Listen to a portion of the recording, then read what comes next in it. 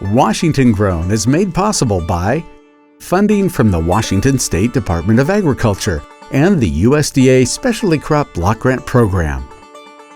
And by the Potato Farmers of Washington. Learn why Washington is home to the world's most productive potato fields and farmers by visiting potatoes.com. Hi everyone, I'm Kristi Gornson and welcome to Washington Grown. From cherries and fruit to spectacular views and family memories, the Chelan area is a special place to a lot of us. In this episode, we're going to explore this magical place and learn all about the bounty that it provides. I'm picking cherries at Gebbers Farms. I'm not fired yet. Well, you weren't hired yet, so you can't be fired.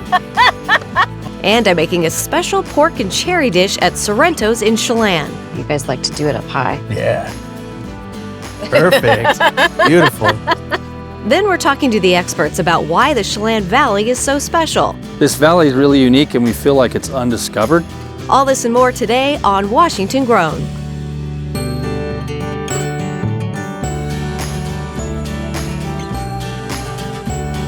Cooking with Kristi. Sweet! Jiminy G. Willikers. Watch my bangs. Go big or go home. Ah, right in my eye. You made me a believer. Oh, I am making a mess. Oh, Val, I love you.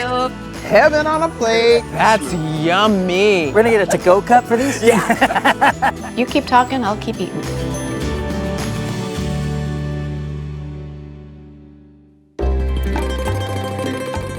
With incredible views and a glass of Washington wine in hand, it's hard not to have a great time. And here at Chelan Cellars and their partner restaurant, Sorrento's Ristorante, you can get that and a great meal as well. It looks like a painting. I'm seeing the view and then this venue, like it's just really amazing. The wine, the food, it doesn't get any better than this in Chelan. This began as a vision 25 years ago. Dr. Bob Jankelson is the founder and owner of Chelan Cellars. After traveling and falling in love with Italy, he was determined to bring that same experience to Chelan. The culture of Italy is something they call la dolce vita, the sweet life. And it's bringing together great food, great wine, friends and family, and just mixing it all into an experience. It's Italy here in Washington State with a gorgeous view of the lake. Maybe I'm still in Italy, I don't know. Don't miss later in the show when Chef John Webster and I make a special cherry pork dish. It might spit a little bit at you, but if you want to pour that wine in there. Sure, I can do that. Yeah, just dump it all in there. Beautiful. Yeah.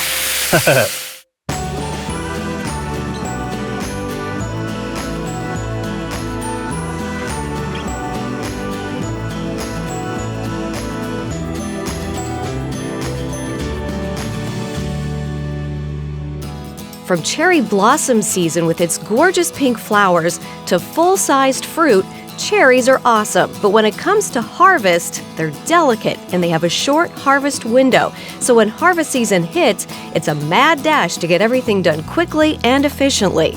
I'm visiting Gebbers Farms in Chelan to learn how they're making sure fresh cherries are ready just in time. So we are in like the heart of the cherry season.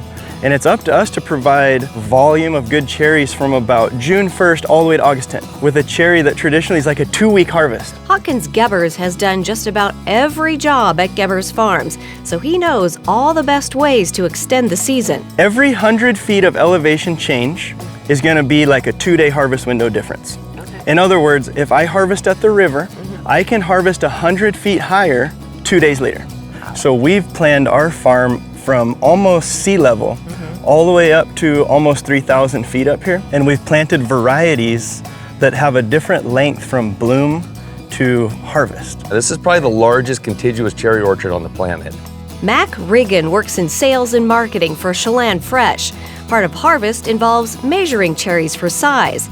Today, Mac is showing me how to size cherries the old-fashioned way. So if you start picking some of these cherries off here, which are still a few days to go, and you put it in the hole that it will not fall through. That's not 8.5, so that's a 9 row. I got a feeling that's an 8.5. Why don't you try that one? I mean, that's a real winner. Now it's time for me to learn how to pick cherries the right way. If I just grab all this fruit and pull, number one, I pull off the little fruiting spurs for next year. So I'm destroying next year's crop. So I'm gonna pick these cherries not by grabbing the fruit, but by gently getting into the stem and turning up. And so I only get cherry and stem. Now it's time for me to try. I've got 2 minutes to fill my bucket, starting now. I don't want to ruin the tree. Oh, there. That's nothing. Pretty good quality-wise. Speed-wise, probably wouldn't make a living at it. No. Okay. Okay, not bad. 1 leaf. 1 leaf. That's $1 an hour off your pay. But yeah, pretty good. So we'll just say that within 2 minutes, she covered the bottom of the bucket. I'm not fired yet. Well, you weren't hired yet, so you can't be fired. But the effort, we love the effort. Compared to the professionals picking for the same amount of time, I'm afraid I won't be able to compete. Oh my gosh. Mine didn't even cover the bottom. True professional. Bueno, gracias, amigo. It brings a lot of joy to us, like being a part of growing like a raw material from the ground and doing it as a team. I mean, our family is majority a Christian family. And one of the verses someone brought up that we were all like, yes, it was like the joy of the Lord is our strength in Jeremiah. And it was like, man, why do we do this every day, even though it's like a long struggle? It's a lot of hard work. It is joyful. And so we like doing it. God's work right here. Oh, it's amazing. Yeah.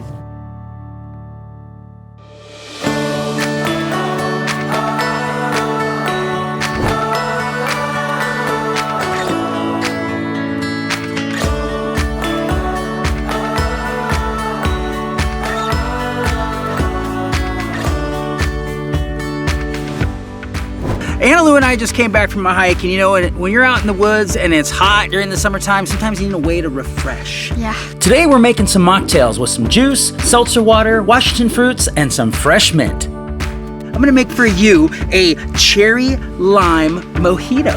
Okay. How's that sound? Yeah, that sounds good. Okay, so it's pretty simple. First, we begin by adding some Washington cherries. Then we go ahead and add a couple of lime quarters. And then we give it a quick muddle. We're gonna take some Washington mint. You're gonna clap that mint together. Oh, I can smell it. Smell that? Yep. Yeah. Now go ahead and muddle that mint in there. We then add some ice. There you go. Then we add some seltzer water, and then we give it a good stir. Wow. Ooh, look at that. That's nice. I got another one for you. More? All right, let's do another one. We begin by mixing apple and cranberry juice. Next, we add some fresh cranberries and apple slices. Then Dad adds some ice and seltzer to finish it off. Ooh, look at that gradient. Look at that beautiful thing. Yeah. That's Washington in a glass right there for you. All right, give it a try. And there you have an apple cranberry mocktail. That's really good. Is that great? Yeah, it's like cider, but not. You can have one of those. I'm gonna have one of these. After a long day of hiking, it's nice to just kick back and relax. Cheers. Cheers, all right. Ooh, I like mine. To learn how to make this recipe and many others, head on over to wagrown.com. As opposed to sour or pie cherries, these are fresh, sweet cherries. So you buy these at the store, you can eat them right away. Question for you. Large and small cherries. On the largest cherry, is the pit also larger? The answer will come after the break. Coming up, I'm making a special pork ribeye at Sorrento's in Chelan. You guys like to do it up high. Yeah. Perfect. Beautiful. Then Tomás is trying some special ciders at ChelanCraft Cellars. I love cherry ciders. Yes. How can we make a cherry cider that's a little different? All right, so the question was, does a larger cherry have a larger pit? And after eating about 5 billion cherries in my life, I can assure you the pits are all the same size. So buy the larger cherry, there's way more flesh to eat. See you later.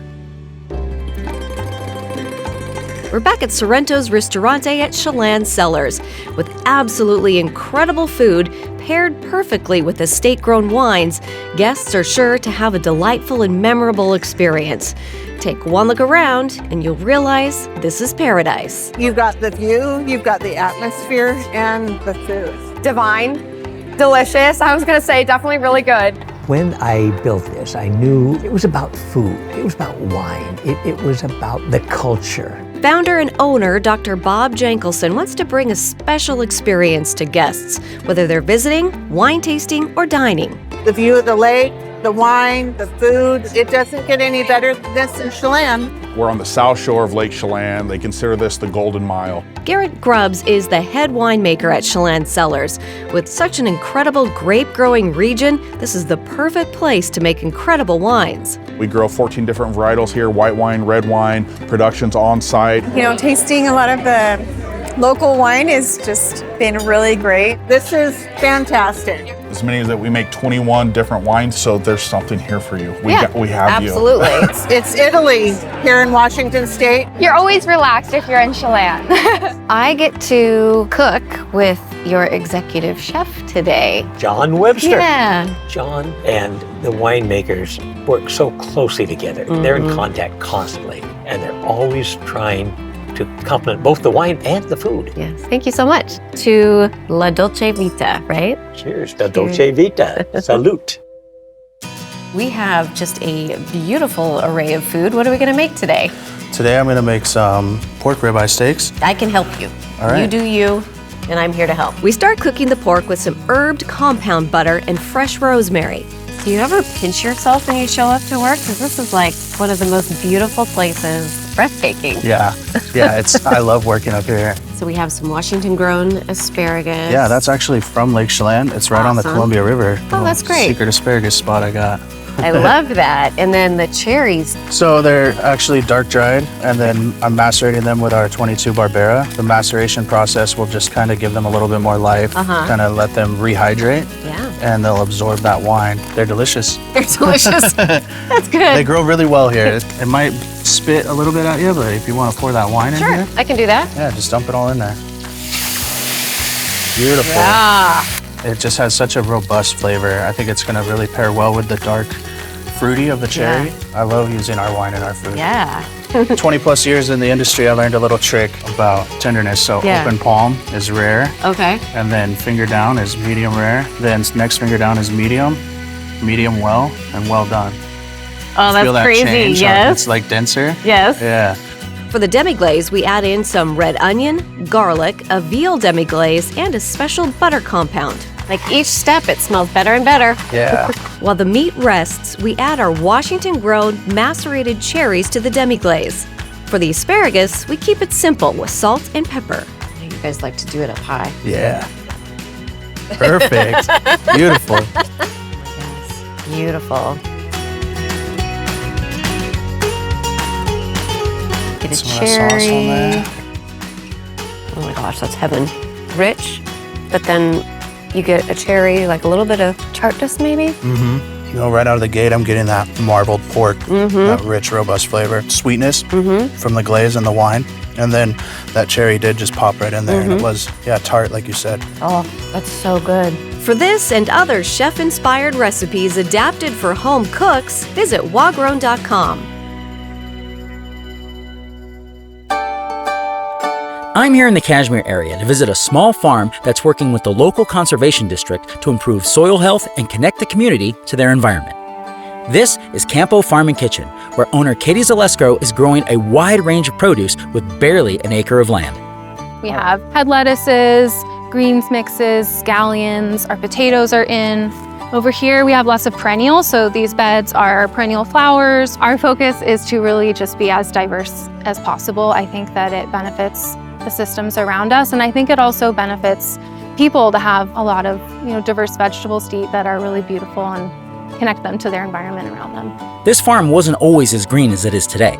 Campo Farm and Kitchen was originally a horse pasture, so Katie asked project manager Liz Jackson with the Cascadia Conservation District for a little help.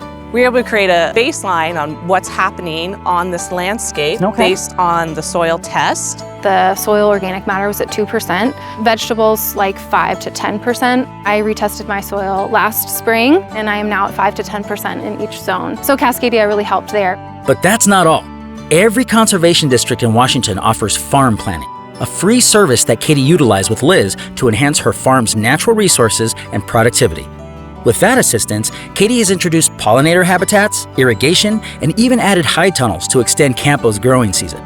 From Katie's success, Liz and the Conservation District can use what they've learned to help others across the region. Each conservation district is a community hub. We create programs and opportunities so people can learn about natural resources. Through this partnership, Katie can make huge strides toward creating a community that can understand and connect with their food. I want this to be just enriching our ecosystems, enriching the people who are a part of this farm. So what that looks like is, continuing to grow vegetables, involving more people in the farm and having it feel like a community hub where people are connected to where their food comes from and therefore connected to nature and the ecosystems around us. To learn more about your local conservation district, visit us at wagrown.com. Coming up, Tomás and I are learning why Chelan is so amazing. This valley is really unique and we feel like it's undiscovered.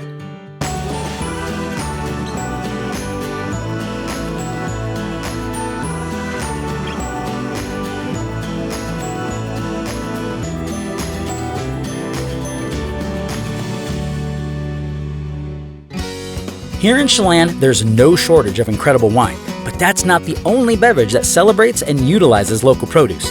Here at ChelanCraft, Cynthia and her husband Eric Flynn are making some delicious ciders using, you guessed it, local apples. We use basically dessert apples, grannies, goldens, pink ladies. We ferment down to 0 residual sugar, and you end up with this base cider that's kind of tasteless, very dry. And so that's when I back sweeten with either concentrates to get flavors. You really are a mad scientist. You're just mixing, let's try a little of this, a little of this. Yep, that's pretty much it.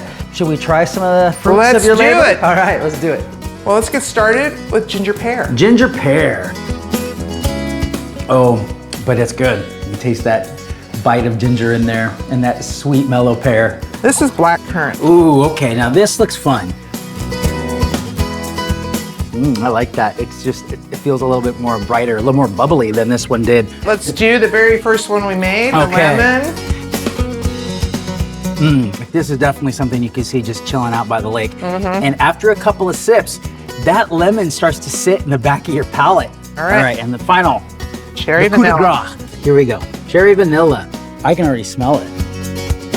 Once that cherry hits, it really sinks into your mouth and it does feel like you're just biting the cherry. I love cherry ciders. Yes. How can we make a cherry cider that's a little different? Right. There's a lot of great cider in this valley, so if you ever want to just come to taste a bunch of cider, Chelan's a great option. You guys are doing great. And if I had to rank them, ginger pear, black currant, lemon, and my favorite is the cherry vanilla. Cherry vanilla.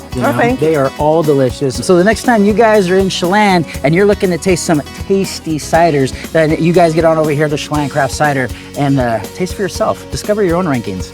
I'm taking this one.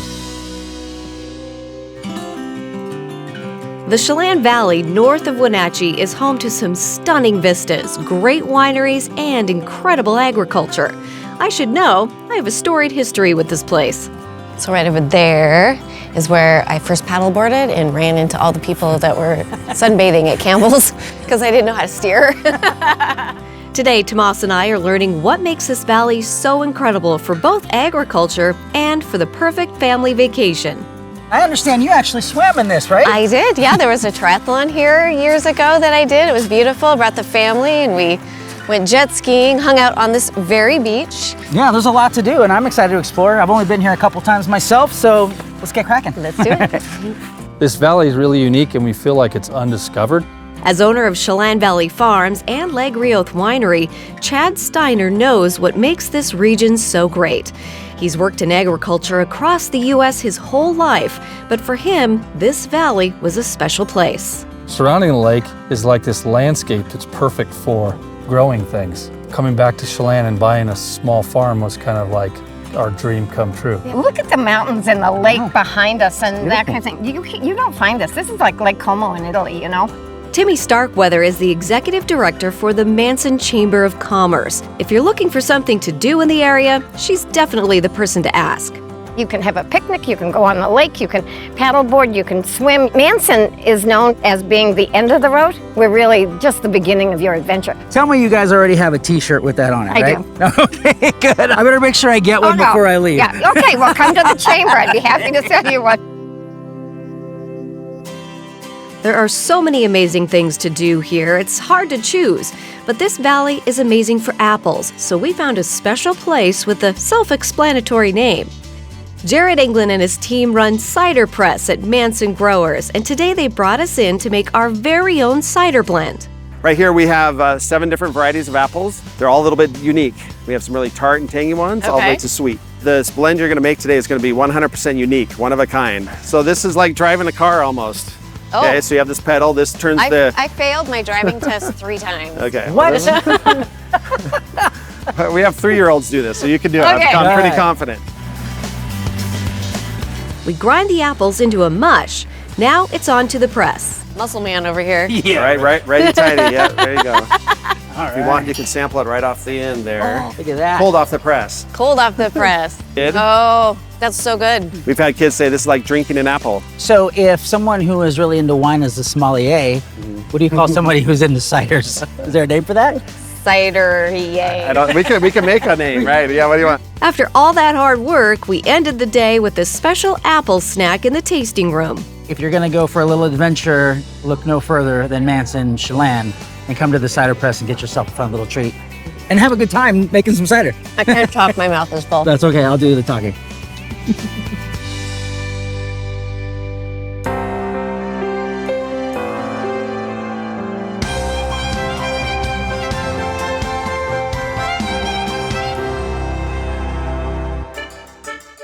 Washington is the #1 producer of sweet cherries in the country, and the U.S. is second only to Turkey in global production. And you can find many of those cherry orchards in Chelan and the Wenatchee valleys. So how did these cherries become the staple crop they are today? Let's rewind the clock by more than 150 years. In 1847, pioneer Henderson Llewellyn and his family traveled by ox from Iowa to what was then the Oregon Territory. Henderson brought hundreds of fruit trees with him, including cherry trees that he eventually sold for $1.50 each. The cherry business was a family affair.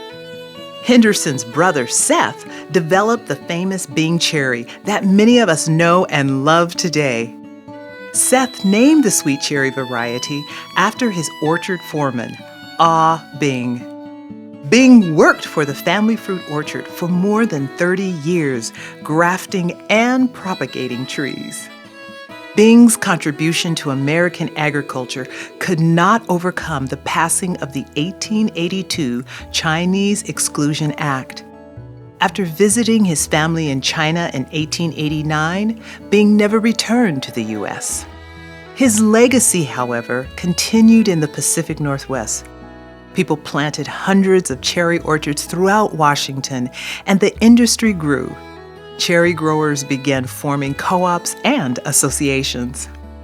Settlers journeyed east of the Cascade Mountains and found fertile soil for their crops near the riverbanks. But the region as a whole was less promising for agriculture due to its dry climate and lack of water. That changed with the introduction of irrigation. This flipped the switch on that challenge because it provided the orchardists an opportunity to then regulate how much water their crop was getting. And so making sure it didn't get too much or too little, the irrigation systems in the Wenatchee and Yakima valleys both allowed us to really have a competitive advantage over other areas. Growing and selling cherries is hard work. Pruning, watering, and harvesting is skilled labor. From the start, migrant workers have been vital to cherry orchards. Native Americans, Japanese, and white migrant workers harvested crops. By 1942, laborers from Mexico began arriving in the state, and many worked in the Wenatchee and Chelan Valley orchards. The cherry business also takes patience. Cherry trees take years to develop and produce a crop. Early cherry farmers struggled because the crops didn't produce instant cash.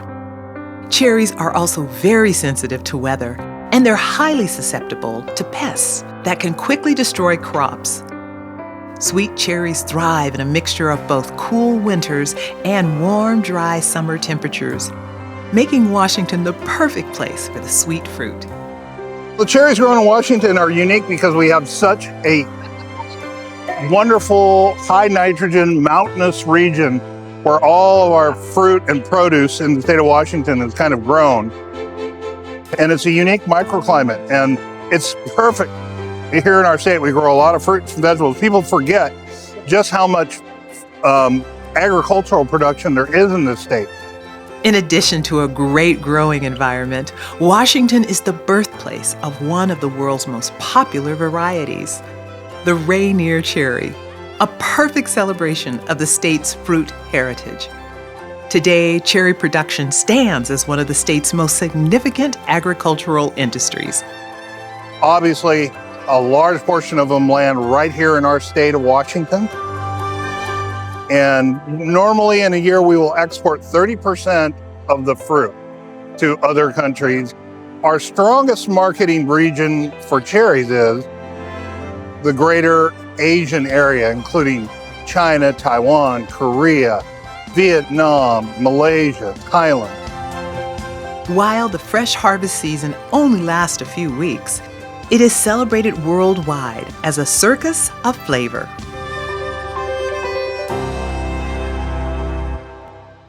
There's not enough time to tell you about all of the great food, farms, and people of this unique place, so you just have to come to Chelan and discover it for yourself.